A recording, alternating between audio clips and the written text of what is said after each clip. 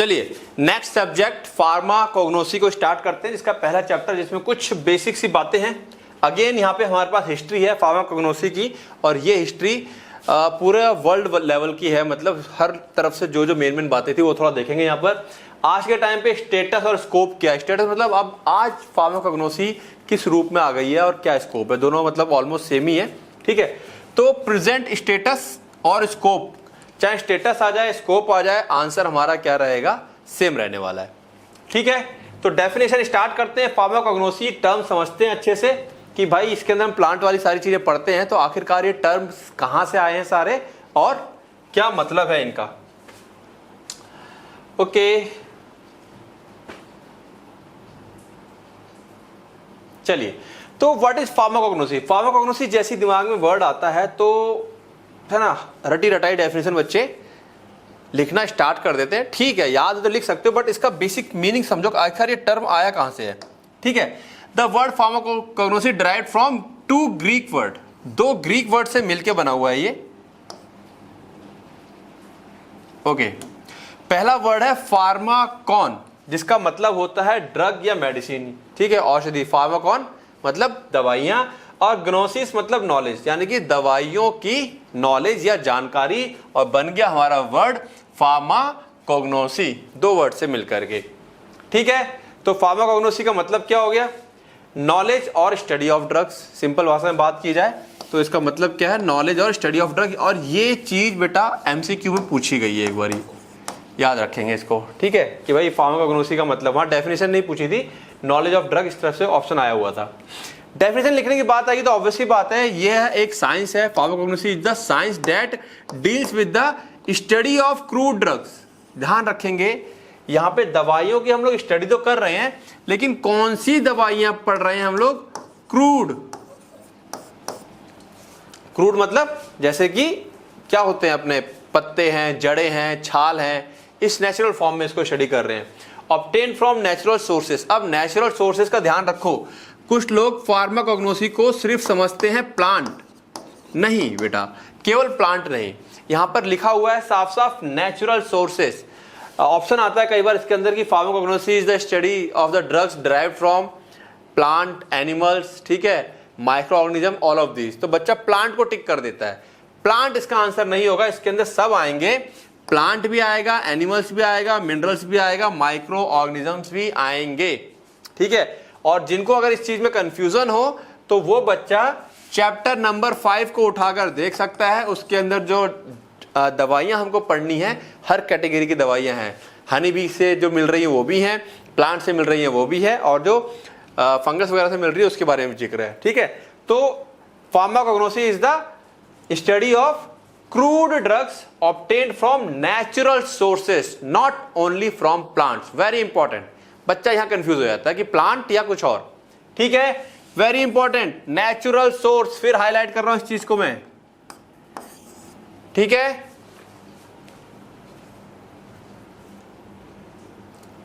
हाँ, crude drugs मतलब sir raw material अपना रॉ फॉर्म में होता है, पत्ते ले लिए, फूल ले लिए, ठीक है। जैसे कि सिंपल सा उदाहरण एक समझिए, आप सब लोगों ने पता होगा, घर में देखा होगा, गैस बनती है तो लोग लहसुन खाते हैं, तो लहसुन अपना क्या हो गया, क्रूड ड्रग हो गया। दांत में दर्द होता है तो लौंग को दांत में दबा लेते हैं या लौंग खाते हैं, तो लौंग क्या है, एक क्रूड फॉर्म हो गई है, ठीक है। तो ये हो गया अपना crude form. Okay Jitendra, clear है। चलिए आगे आते हैं।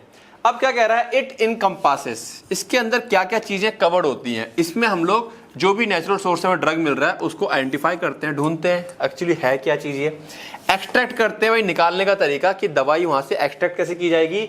एक्सट्रैक्ट चलो कर लिया, अब मान लो जैसे नीम का पत्ता है, उसके अंदर से हमें कोई केमिकल निकालना है, या हल्दी के अंदर से हमें कोई केमिकल निकालना है, तो जब हम उसको पीसेंगे तो वो जो मेन केमिकल है उसके साथ साथ बहुत सारी चीजें भी निकल के साथ में आती है, तो वो हो गया एक्सट्रैक्शन।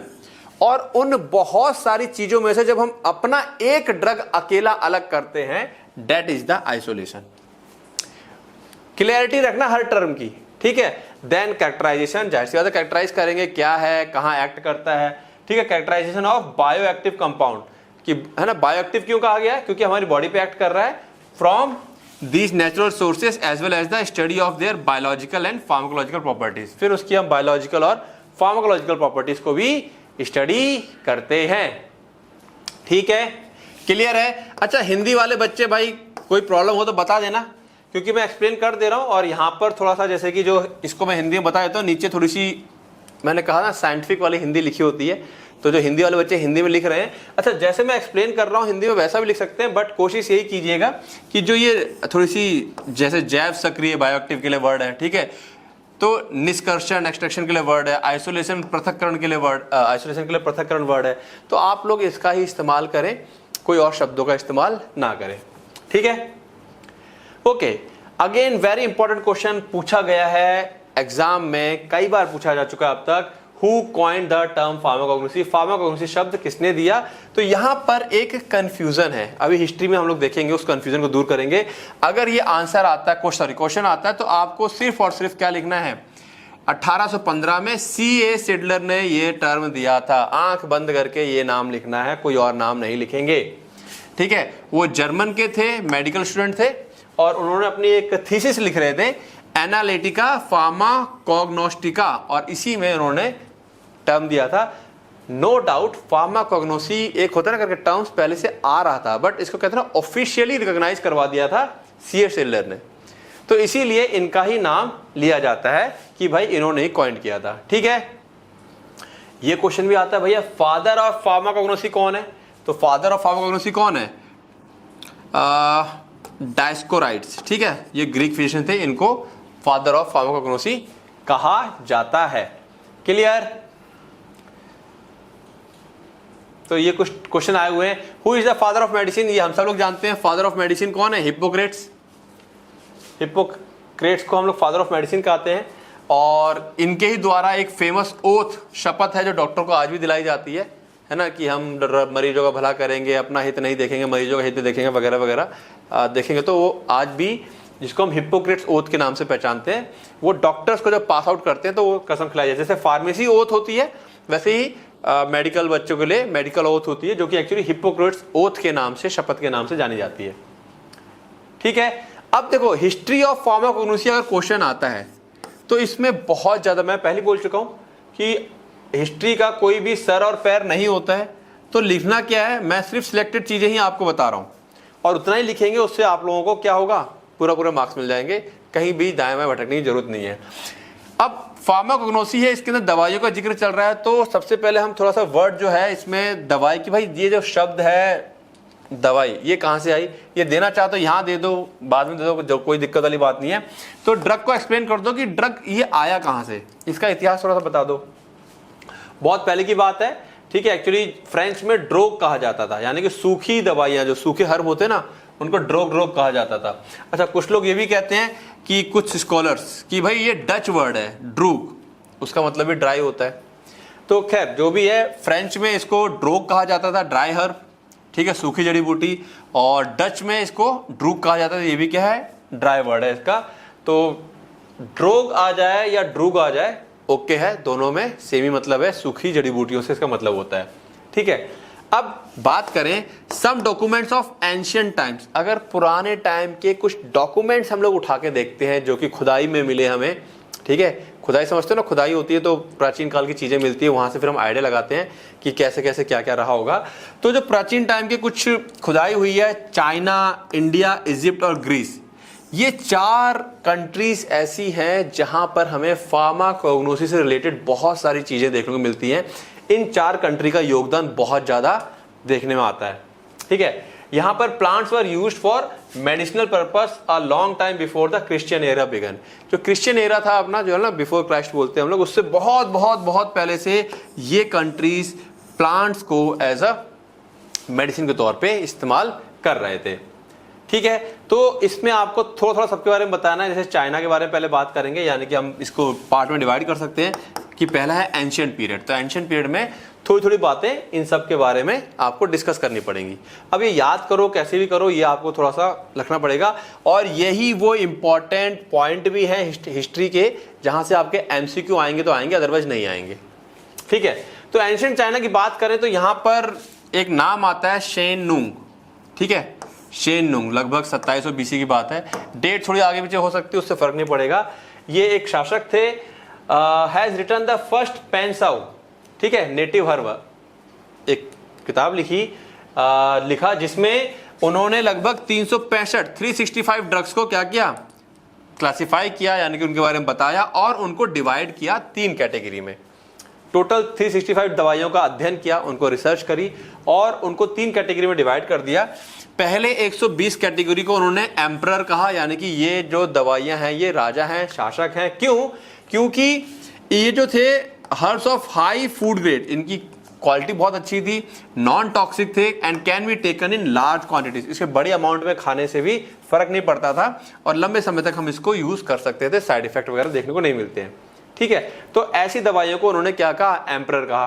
फिर उसके बाद उन्होंने अगर नेक्स्ट 120 दवाइयों को मिनिस्टर हर्ब कहा, जो कि थोड़ी सी टॉक्सिक हो सकती थी, ठीक है, दिक्कत दे सकती थी, कुछ टॉक्सिक होती थी, कुछ नहीं होती थी। हैविंग स्ट्रॉन्गर थेरेप्यूटिक एक्शन, उनका एक्शन काफी स्ट्रांग होता था to heal the disease, but क्योंकि इनमें थोड़ी सी टॉक्सिसिटी होती थी, साइड इफेक्ट देखने को ज्यादा मिलते थे, तो इनको मिनिस्टर कहा। इसी तरीके से नेक्स्ट 125 जो बची हुई दवाइयां थी उनको सर्वेंट कहा, ठीक है। क्यों? They have specific action to treat disease and eliminate stagnation, मतलब दवाइयों को ठीक तो करते थे ये, ठीक है, और हटा देते थे। Most of these in the last group being toxic, लेकिन वो टॉक्सिक बहुत ज्यादा थी, are not intended to be used daily over a prolong period, हम लंबे समय तक उसको रोज रोज नहीं खा सकते थे, तो इसीलिए उनको क्या नाम दिया, सर्वेंट नाम दिया, ठीक है। तो ये बेसिक सी बातें बता देंगे।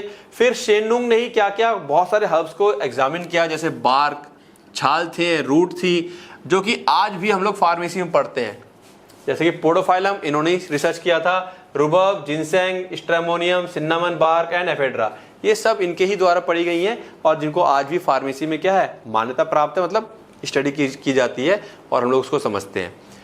ओके, अब बात करते हैं नेक्स्ट जो आता है इंस्क्रिप्शन। इंस्क्रिप्शन क्या होते हैं? जो लेख होते हैं, अभिलेख होते हैं लिखे हुए। Inscription on Oracle bone. Oracle bones क्या होती है? चाइना में पहले जो वो होते ना भैंसे होते थे, उनके शोल्डर की बोन छोटी छोटी होती थी, या जो कछुए होते थे उनके ऊपर जो हार्ड शेल होता था, ये लोग ना, क्योंकि लिखने के लिए तो था नहीं, कागज तो वो होते नहीं थे उस समय, तो किस चीज पे लिखें कि हमेशा के लिए वो चीज बनी रहे, जनरेशन आफ्टर जनरेशन, क्योंकि उसको प्रिजर्व भी रखना था, तो हड्डियों का इस्तेमाल करते थे, ठीक है। ओरेकल बोन, उसके ऊपर वो लोग बाकायदा लिखते थे, आप इसको सर्च करेंगे तो आपको दिखाई देगा उस पे, गूगल पे हड्डियों के ऊपर होता था, उस पर लिखाई लिखी हुई चाइना की।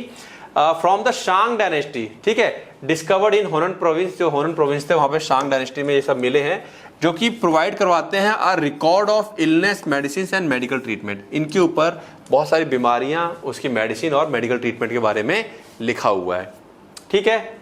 और अगर हम बात करते हैं furthermore, a number of medical treatise on silk banner, ठीक है, तो जो मेडिकल जो हम कह सकते हैं एक तरह से ना ग्रंथ कह सकते हैं उसको, ठीक है, या पांडुलिपि जिसे हम कहते हैं हिंदी में, तो medical treatise on silk banner, silk के ऊपर लिखा हुआ, या बंबू स्लिप, जो बंबू की बनाई हुई स्लिप होती है उसके ऊपर लिखा हुआ, वो हमको मिली है खुदाई के अंदर। फ्रॉम टॉम नंबर 3 एट मा हुआंग इन चांगशा हुनन प्रोविंस। अब ये जगह का नाम आपको याद रहे तो अच्छी बात है, अदरवाइज सिर्फ आप इतना लिख सकते हो कि सिल्क बैनर और बंबू स्लिप के ऊपर भी बहुत सारी मेडिकल ट्रीटीज यहाँ पे देखने को हमको मिलती है, ठीक है। तो ये सब चाइना में बहुत पहले चला आ रहा था, काफी पुरानी पुरानी बातें हैं, ये ईसा पूर्व की बातें चल रही हैं, ठीक है, बिफोर क्राइस्ट 1766 1122, तो बहुत पहले से चीजें चली आ रही हैं। नेक्स्ट हम बात करें इजिप्ट की, ठीक है, तो इजिप्ट का क्या योगदान है? Ancient Egyptian documented their knowledge about medicine on paper. ये लोग पेपर का इस्तेमाल करते थे, जैसा आज पेपर है ऐसा पेपर नहीं, ठीक है, बट पेपर ऐसा बना लेते थे। Made from Cyperus aquaticus, plant का नाम है, और उसको हम मुख्य रूप से क्या बोलते थे? पेपायरस बोलते थे। तो ये आपका एमसीक्यू है। इन लोगों ने पेपर को इजाद कर लिया था, उस पर लिखते थे, ठीक है। पेपायरस एबर्स, ठीक है, Berlin papyrus, Edwin Smith papyrus, Kahun medical papyrus are some of the oldest handbook. ये अब पेपायरस एबर्स उसके नाम से ही बुक्स के नाम है। पुरानी किताबें हैं which contain information of illness and treatment, बीमारियां और उसके इलाज के बारे में उसमें लिखा हुआ है। तो पेपायरस से कंफ्यूज मत करना, प्लांट के ऊपर इसका नाम है, ठीक है।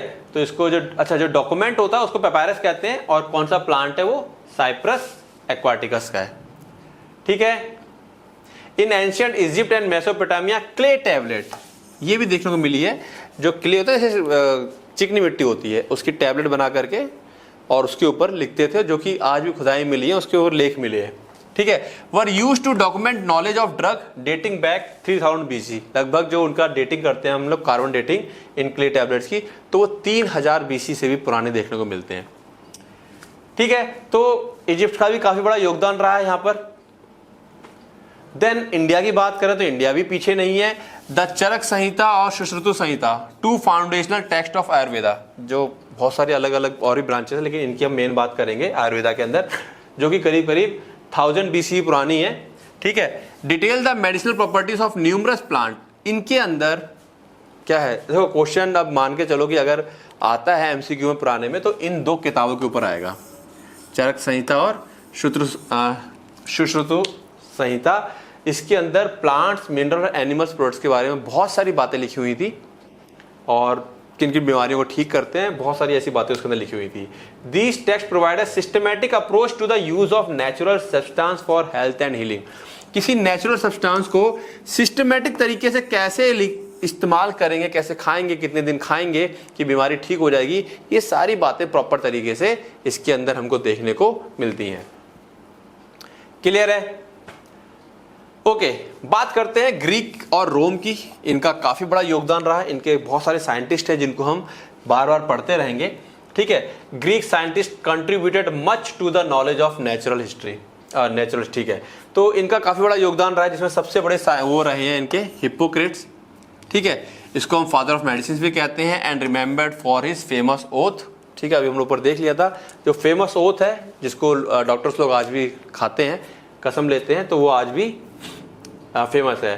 Promoted rational use of natural drugs, natural drugs का इन्होंने रैशनल यूज को प्रमोट किया था कि भाई तार्किक तरीके से दवाइयां लेनी है, ये नहीं कि दवा है कम खा रहे हो ज्यादा खा रहे हो, नहीं, उसका रैशनल यूज को इन्होंने क्या किया था, प्रमोट किया था।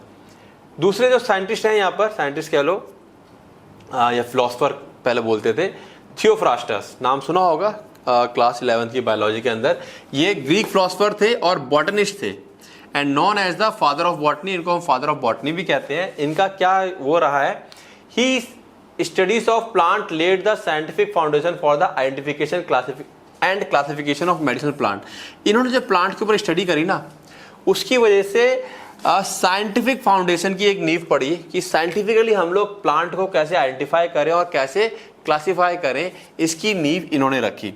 इन्होंने एक बुक लिखी, हिस्टोरिया प्लांटेरम, नाम सुना होगा आप लोगों ने, हिस्ट्री ऑफ प्लांट्स करके एक बुक लिखी थी इन्होंने, जिसमें डिस्क्राइब किया था इन्होंने मॉर्फोलॉजी, प्लांट्स की ऊपर की कैसे दिखते हैं, पत्ते कैसे होते हैं, फूल कैसे होते हैं, उनका क्लासिफिकेशन और मेडिसिनल यूजेस ऑफ प्लांट, साथ साथ में मेडिसिनल यूज भी लिखे थे। क्लास 11th की बायोलॉजी में आप लोगों ने केवल 2 चीजें सुनी होंगी, morphology and classification. Medicinal use का जिक्र नहीं है वहां पर, क्योंकि वहां पर हम लोग क्लासिफिकेशन को ही फोकस दे करके पढ़ रहे हैं। तो थियोफ्रास्टस ने एक्चुअली जो बुक लिखी थी हिस्टोरिया प्लांटेरम, उसमें मेडिसिनल यूज भी था प्लांट का।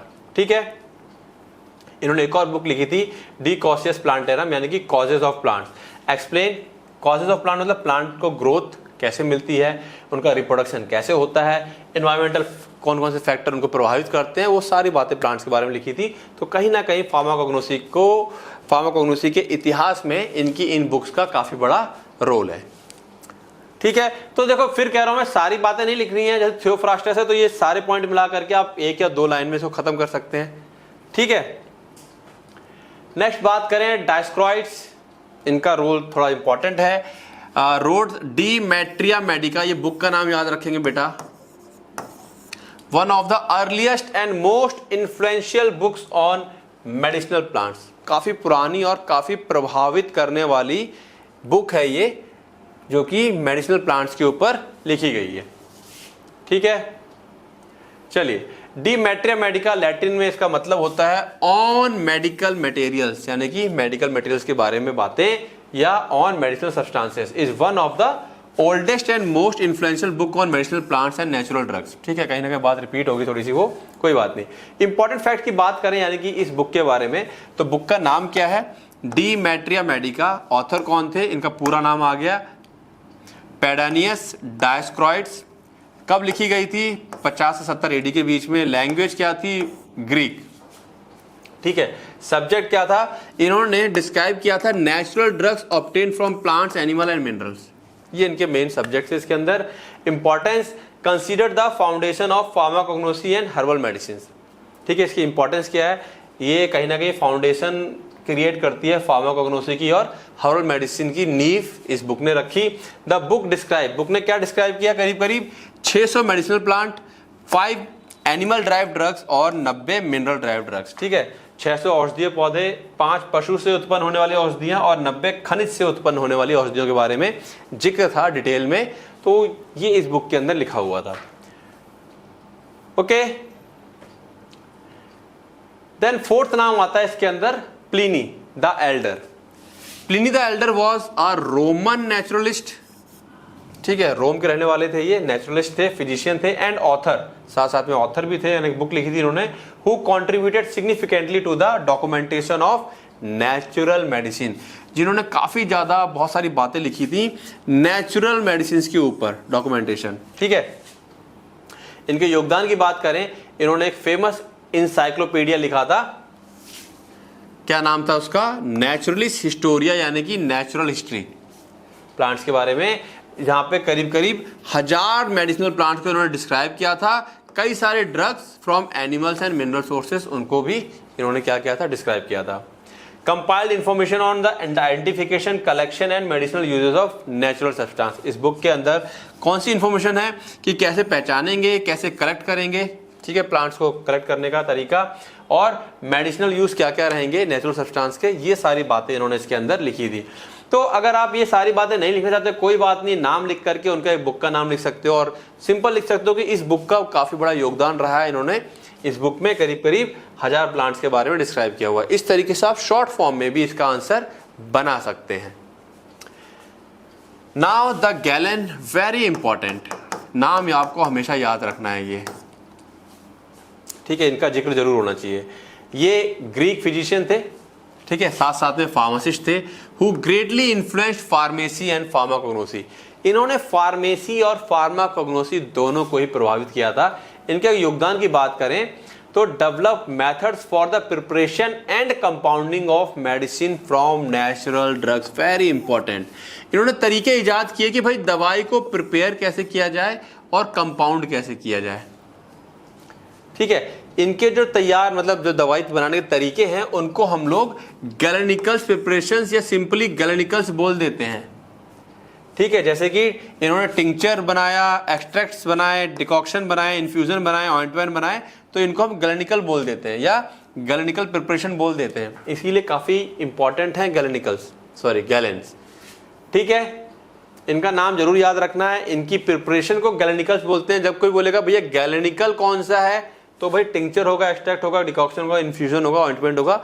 इस तरीके से इसका आंसरिंग देने ही है, याद रखना। और एमसीक्यू में अगर आता है तो, अगर हिस्ट्री बेस्ड कोई क्वेश्चन आ गया है तो उसमें इसका जिक्र जरूर करेंगे इनका। ओके, अब बात कर लेते हैं मिडिल एज की, आते हैं थोड़ी सा आगे। वो एंशियंट टाइम हो गया, थोड़ा सा मिडिल एज में आते हैं, 5th से 15th सेंचुरी। अब ये टाइम आ गया, हमारी अभी क्या चल रही है, 21st चल रही है, हम 15th सेंचुरी की बात कर रहे हैं। यहाँ पर एक फिजिशियन थे एविसेना या इब्न सीना कहा जाता है इनको। ठीक है, ये पर्शियन फिजिशियन थे, फिलोसफर थे और साइंटिस्ट थे। पहले ना एक ही आदमी कई सारे काम करते थे, आजकल तो क्या बोलते हैं अपनी फील्ड में माहिर हो जाओ, बट ऐसा पहले नहीं होता था। एक ही इंसान देखो, फिजिशियन भी है, फिलोसफर भी है, साइंटिस्ट भी है। ठीक, he made significant contribution to medicine, pharmacy and pharmacognosy. इनका भी काफी बड़ा योगदान रहा है मेडिसिन की लाइन में। कंट्रीब्यूशन की बात करें, इन्होंने बुक लिखी द कैनन ऑफ मेडिसिन, या ये थोड़ा सा पढ़ा जाता है अल क्वन, जो भी है। ठीक है, ये कानून FIL, अब मैं कोई पढ़ नहीं पा रहा हूँ, इसका नाम है, लिख सकते हो आप। तो नामक प्रसिद्ध ग्रंथ की रचना की थी इन्होंने। ठीक है, द कैनन ऑफ मेडिसिन कहा जाता है। One of the most influential medicinal book in history. ये सबसे ज्यादा मतलब जैसे है ना, अगर जो प्रभाव रखती है अपना, जिसको देख करके लोग कुछ सीखते हैं, तो काफी प्रभावशाली बुक थी ये। Served as the standard medicinal text book in Europe and Middle East for about 600 years. लगभग 600 सालों तक ये किताब को स्टैंडर्ड मेडिसिनल टेक्स्ट बुक माना गया है। ठीक है, इसके अंदर मेडिसिनल प्लांट्स को डिस्क्राइब किया गया था। डॉक्यूमेंटेड क्या क्या लिखा हुआ था, properties and therapeutic uses of more than 760 drugs. ठीक है, प्लांट्स की जो क्या क्या चीज़ों को, बीमारियों को ठीक करते हैं, उनकी क्या प्रॉपर्टीज है, लगभग 760 ड्रग्स से ऊपर उसकी बातें लिखी हुई थी, जो कि नेचुरल ओरिजिन मतलब प्लांट्स, एनिमल, मिनरल्स के बारे में था, जिनसे कि बीमारियां ठीक होती हैं। मॉडर्न पीरियड की बात करें, scientist begin to classify medicinal plant scientifically. अब हम लोग क्या करते हैं, है ना, क्लास, फैमिली, ऑर्डर, जीनस, इस तरीके से साइंटिफिकली हम लोगों ने क्लासिफाई करना स्टार्ट कर दिया है। बॉटनिकल गार्डन्स एंड हर्बेरियम आजकल इस्टेब्लिश कर दिए गए हैं, अच्छे से आप लोग जानते हो, प्लांट होता है तो फैमिली लिखी रहती है, बॉटनिकल गार्डन है बहुत सारे। Pharmacognosy gradually develop as a separate scientific discipline. अब फार्माकोग्नोसी को बॉटनी से अलग कर दिया गया है और एक ये अलग ब्रांच बन गई है हमारी, जिसको आप और हम पढ़ रहे हैं आज, अलग ब्रांच हो चुकी है। बर्थ ऑफ फार्माकोग्नोसी, ठीक है, इस जन्म कब हुआ, तो 19th सेंचुरी में। देखो ये कई बार बच्चे यहाँ से कंफ्यूज होते हैं। 1811 में the term pharmacognosy was first used by Austrian physician John Adam Schmidt. ठीक है, तो इन्होंने इसको टर्म को यूज किया था, केवल ऑफिशियली नहीं था वो टर्म, लेकिन 1815 में सेडलर आए और उन्होंने अपनी बुक लिखी और उसके अंदर प्रॉपरली नाम दे दिया फार्माकोग्नोसी। तो इसीलिए इनको ही सिडलर को ही क्या कहा जाता है कि इन्होंने ही प्रॉपरली इस टर्म को कॉइन किया था। ठीक है, अब आ जाते हैं 20th सेंचुरी की बात कर लें, तो यहाँ पर अब isolation, identification of active constituent, ठीक है, ये सब चीज़ें हम अलग अलग करने लगे हैं। यूज ऑफ माइक्रोस्कोपी, काट के माइक्रोस्कोप में देखने लगे हैं, क्रोमेटोग्राफी करने लगे हैं, क्रोमेटोग्राफी की हेल्प से कौन से केमिकल्स हैं उन्हें एक्सट्रैक्ट कर लेते हैं। स्पेक्ट्रोस्कोपी होने लगी है प्लांट के ड्रग को आइडेंटिफाई करने के लिए और क्वालिटी कंट्रोल करने के लिए, काफ़ी एडवांस चीज़ें हो गई हैं। Standardisation and quality assurance of herbal medicine, जितनी भी हर्बल मेडिसिन है पहले क्या था, पीसा बनाया और दे दिया, अब उनका क्या है, स्टैंडर्डाइजेशन होने लगा है, क्वालिटी एश्योरेंस होने लगा है। बिना क्वालिटी एश्योरेंस के और स्टैंडर्डाइजेशन के मार्केट में नहीं आएंगे। ये नहीं कि आपने बनाई कोई हर्बल मेडिसिन और मार्केट में पहुंचा दी, ऐसा नहीं होगा। मॉडर्न फार्माकोग्नोसी के अंदर अब और क्या क्या चीज इंक्लूड हो गई हैं, प्लांट की बायोटेक्नोलॉजी, फाइटोकेमिस्ट्री मतलब प्लांट्स के अंदर पाए जाने वाले केमिकल्स की स्टडी, मॉलिक्यूलर बायोलॉजी, कौन कौन से मॉलिक्यूल पाए जाते हैं उसके अंदर, टिश्यू कल्चर आ गया, हर्बल ड्रग स्टैंडर्डाइजेशन हो गया, उनका स्टैंडर्डाइजेशन होने लगा है, और नेचुरल प्रोडक्ट ड्रग डिस्कवरी, अब खोज भी होने लगी है। पहले तो ये था कि ऐसी चीजें होती थी, तो बहुत सारी चीजें अब इसके अंदर क्या हो गई हैं, इन्वॉल्व हो गई है। ये आ गया हमारा 20th सेंचुरी से लेके अब तक का हाल। तो ये इस तरीके से धीरे धीरे हमारा क्या है, इतिहास आपको कुछ बातें बतानी है इतिहास के बारे में, और आपका हिस्ट्री वाला क्वेश्चन सॉल्व हो जाएगा। प्रेजेंट स्टेटस की बात करें तो ये कहीं ना कहीं जो ये देख रहे हो, ये बस यही सब चीज़ें हैं। इसमें पॉइंट फटाफट मैं एक्सप्लेन करता हूँ, थोड़ा डिटेल में बताया मैंने ताकि आप लोगों को याद रहे प्रॉपरली। आप शॉर्ट में अपना बना करके 6 पॉइंट लिख सकते हैं। तो कह रहा है modern pharmacognosy is no longer limited to study of crude drug. अब इसके अंदर केवल क्रूड दवाइयों की स्टडी ही नहीं होती है, बहुत कुछ होता है। Today it is a multi disciplinary science, इसके साथ कई और दूसरे सब्जेक्ट्स भी कनेक्ट होते हैं, जैसे कि botany, phytochemistry, biotechnology, molecular biology, pharmacology भी कनेक्टेड है। क्यों? क्योंकि हमको इफेक्ट देखना है बॉडी के ऊपर, ठीक है, बॉडी में जाकर क्या इफेक्ट कर रहा है। एनालिटिकल केमिस्ट्री, जांचना भी है केमिकल कैसा है, for the discovery and development and standardisation and quality control of natural medicine. तो आजकल वास्ट हो गया है, ये सारी चीजें कनेक्टेड हो गई हैं। तो देखते हैं बारी बारी से।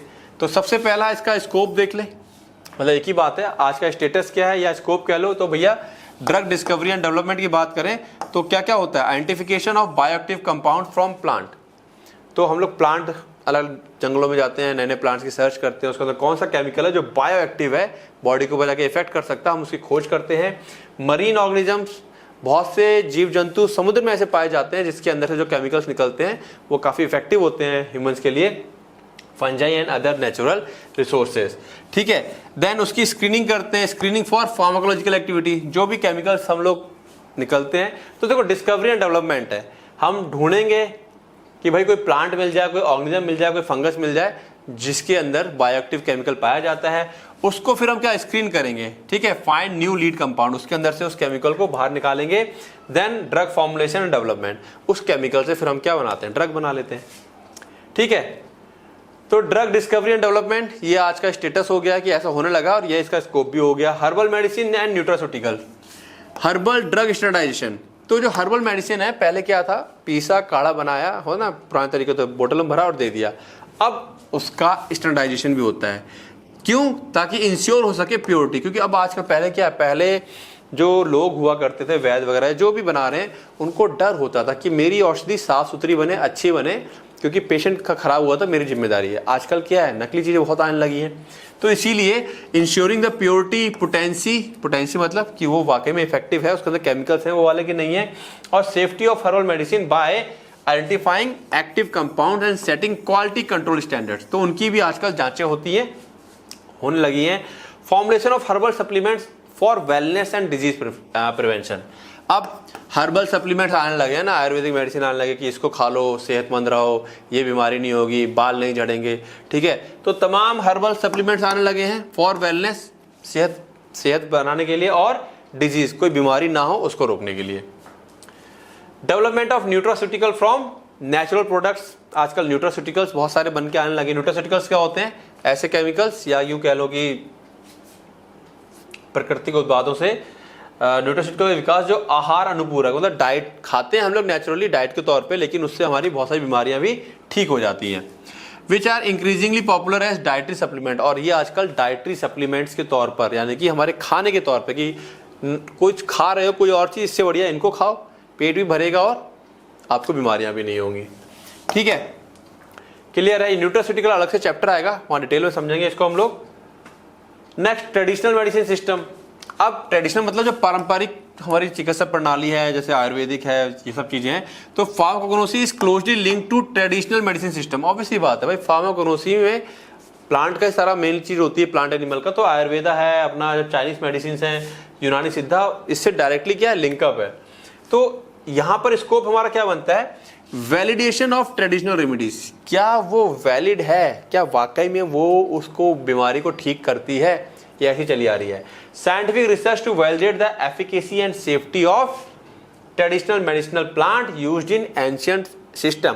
पुराने टाइम पे जो चीजें बनती थी, काढ़े बनते थे, उसका अब क्या है, साइंटिफिक रिसर्च करके वैलिडेट किया जा रहा है कि हाँ इसके अंदर ये केमिकल्स हैं और इससे बीमारियां ठीक भी होती हैं, तो वैलिडेशन किया जा रहा है अब सबको।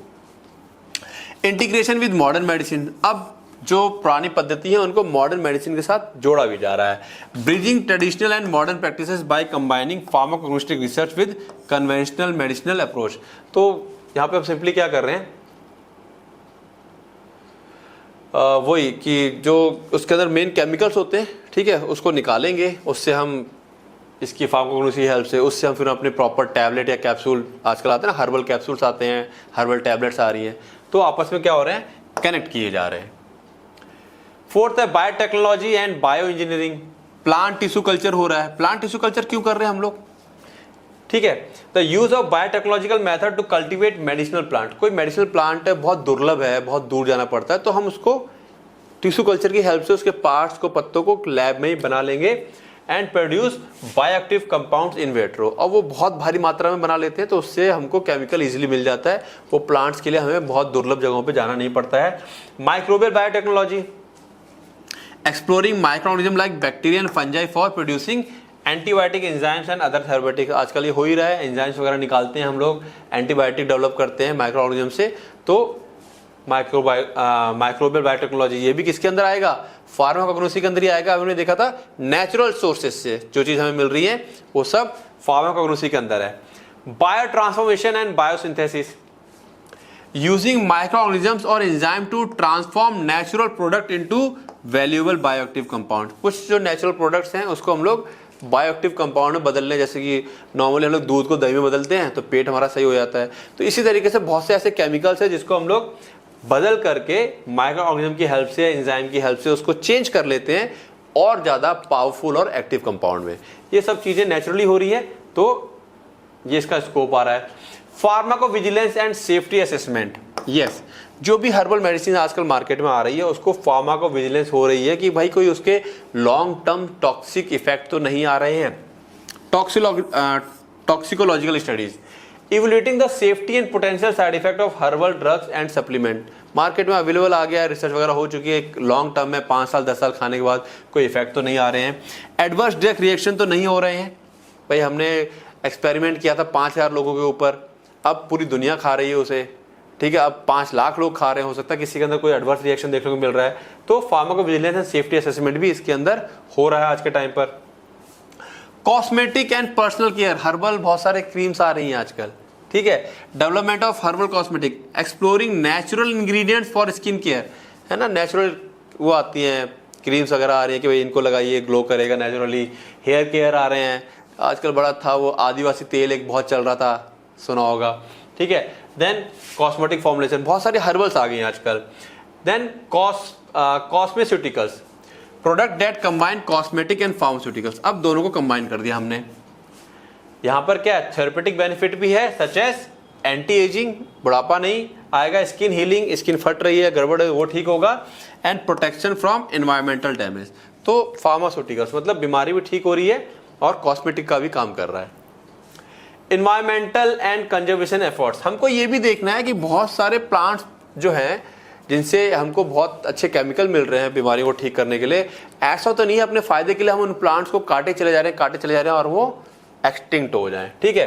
तो ethnobotanical studies, documenting traditional knowledge, पहला काम इसमें हम लोग क्या करेंगे, एक काम ये भी है कि ट्रेडिशनल नॉलेज, गांव में जंगलों में जो आदिवासी जातियां हैं या लोग रहते हैं और जो प्लांट्स का यूज करते हैं बीमारियों को ठीक करने के लिए, क्योंकि वो तो शहर आते नहीं है, उनकी नॉलेज को डॉक्यूमेंट करना, इकट्ठा करना about the medicinal use of plants in indigenous और एंड रूरल कम्युनिटीज, जो स्वदेशी अपना लोग इस्तेमाल करते हैं प्लांट पत्ते पौधों का, और जो गांव की कम्युनिटीज होती है उसको एक क्या करना, डॉक्यूमेंट करना, क्योंकि फिर उसको रिसर्च की जाती है कि ये लोग जिस पौधे का इस्तेमाल कर रहे हैं क्या उससे वाकई में बेनिफिट्स हैं या क्या बेनिफिट्स हैं। साथ साथ में जो मैंने अभी बताया sustainable harvesting, promoting the sustainable use of medicinal plant to prevent over exploitation, बहुत ज्यादा हम उस प्लांट का यूज ना कर लें कि बायोडाइवर्सिटी लॉस हो जाए या वो प्लांट ही एक्सटिंक्ट हो जाए।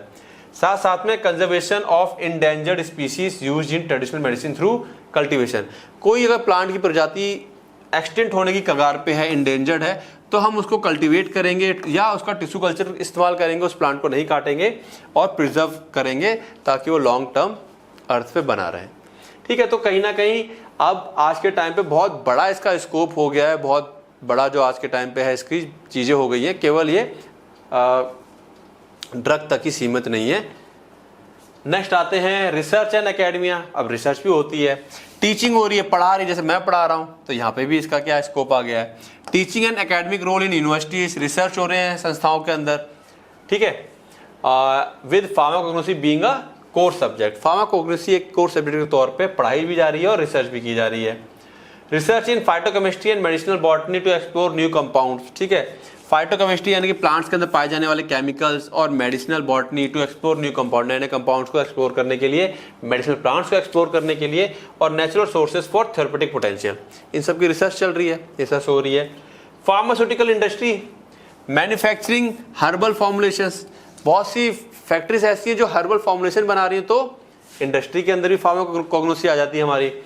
इनको स्टैंडर्डाइज करना, develop innovative drug delivery system, herbal drugs को इनोवेटिव तरीके से, नोवल ड्रग डिलीवरी सिस्टम, जो कि फार्मास्यूटिक्स में हम लोग पढ़ेंगे चैप्टर नंबर 7 में, तो इनके लिए भी एनडीडीएस को प्रिपेयर किया जा रहा है।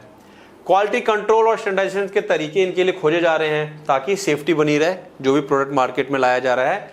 Then natural product synthesis and semi synthesis, हम लोग नेचुरल प्रोडक्ट का सिंथेटिक वर्जन तैयार कर रहे हैं ताकि प्लांट्स की हमें जरूरत ना पड़े और वो सिंथेटिक लैब में हम तैयार कर लें, जिससे कि वो उतना ही क्या रहे, इफेक्टिव रहे।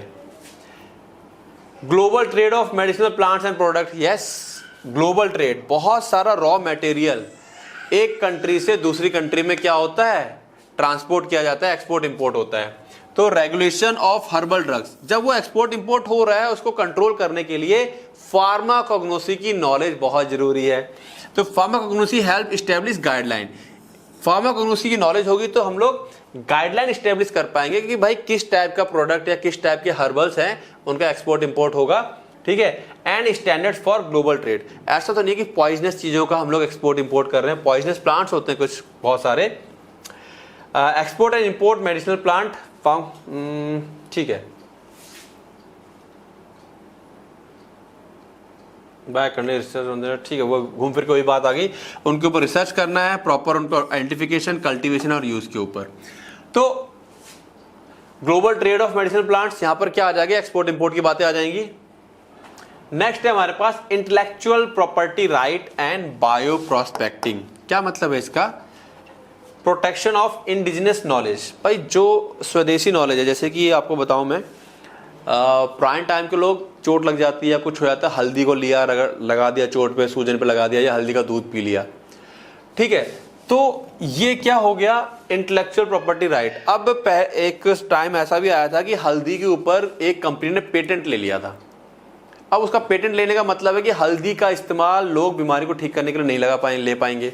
तो भाई कहने का मतलब क्या है कि जो लोग अपना नेचुरली पहले से ही उस चीज का इस्तेमाल करते आ रहे हैं इलाज के लिए कुदरती तौर पर, वो उनका राइट उनके पास बना रहे। ऐसा ना हो कि कोई कंपनी आए पेटेंट करा ले और वो उनसे उसका हक छीन ले। ऐसे होती हैं चीजें, ठीक है। Ensuring that community sharing their knowledge, कि जो कम्युनिटी अपनी नॉलेज शेयर कर रही है, बता रही है कि भाई हम ऐसा ये पत्ते खाते हैं, इसको रगड़ते हैं, इसको लगा लेते हैं, सांप काटा सही हो जाता है, पेट दर्द सही हो जाता है, of medicinal plants are recognised and fairly compensated.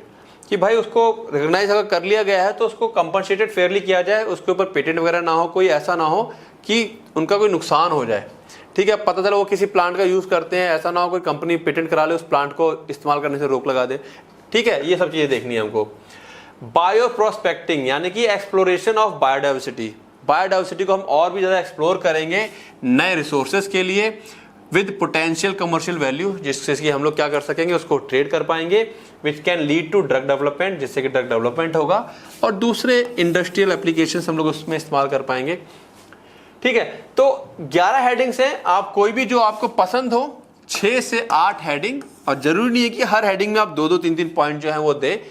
क्या क्या पॉइंट बनते हैं वो मैंने आपको एक्सप्लेन यहाँ पे स्पेशली तरीके से कर दिए, ताकि आपको समझ में आ जाए और आप उसको लिख सको। अदरवाइज 6 से 8 पॉइंट तैयार कर लीजिए, इससे ज्यादा क्वेश्चन नहीं आता। 5 नंबर में आएगा तब भी 6 से 8 पॉइंट काम कर जाएंगे, और हेडिंग लिख करके इसको 1 या 2 या 3 लाइन में एक्सप्लेन करके खत्म कर देना है, ठीक है। हिस्ट्री के लिए बहुत ज्यादा परेशान नहीं होना है, ठीक है। इसको मैं जो इसका वो कराऊंगा, अभी PYQ करा दूंगा, उससे एक आइडिया लग जाएगा आपको, और इसके MCQ, ठीक है ना, तो उससे कंप्लीट हो जाएगा, उससे ज्यादा बाहर आपका कुछ नहीं आएगा। फिलहाल इसको एक बार एक नजर डाल करके मेन जो हेडिंग्स है उनको याद कीजिए, ठीक है। क्लियर है सारी बातें, तो इसको पढ़ोगे, रिवाइज करोगे। चैप्टर 1 इतना ही था, इसमें ज्यादा कुछ है नहीं, आई थिंक, हाँ इतना ही है इसके अंदर, और कुछ नहीं है।